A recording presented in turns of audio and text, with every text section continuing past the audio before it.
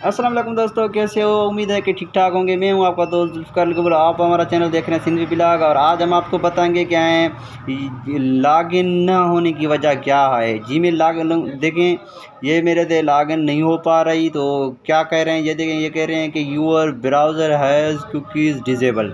ये डिजेबल करने के इनेबल करने के लिए आपको सेटिंग में जाना होगा, और सेटिंग में जाने के बाद आपने ये देखने करना क्या है, आपको सिंपली साइड सेटिंग में ये देखें, तो ये ऑप्शन आ गया साइड सेटिंग में जाने के बाद ये देखें, साइड सेटिंग में जाने के बाद सबसे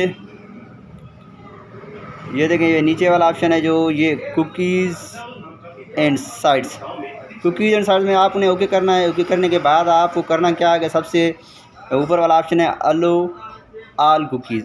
अलो करने के बाद आपने नीचे आना है। नीचे आने के ये देखें, ये पहले वाला ऑप्शन है और ये दूसरे वाला ऑप्शन, इसको नहीं, ऊपर वाले ऑप्शन को आपने क्लिक करना है, इनेबल करना है। ये देखें, मैंने इसे इनेबल किया।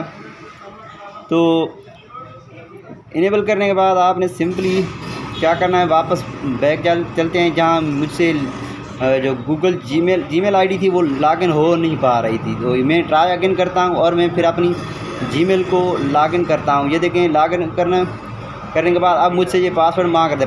पहले क्योंकि नहीं मांग रहे थे, तो मैंने पासवर्ड मारने के बाद मैंने देखे, ये देखें मैं लॉगिन हो गया इसमें।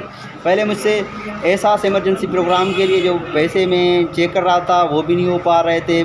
बार बार जो थे मुझसे शनाख्ती कार्ड वगैरह और मांग रहे थे, तो मैं परेशान था। ज़ाहिर है कुछ दोस्तों के यहाँ कंप्यूटर में भी यह आ सकता है, आप कंप्यूटर में भी आ सकता है। ये देखिए, मैं कोड मिलाता हूँ। तो अब मुझसे ये जो अगर कोड मैंने गलत मारा तो कोड कहेंगे कि आपका कोड गलत है।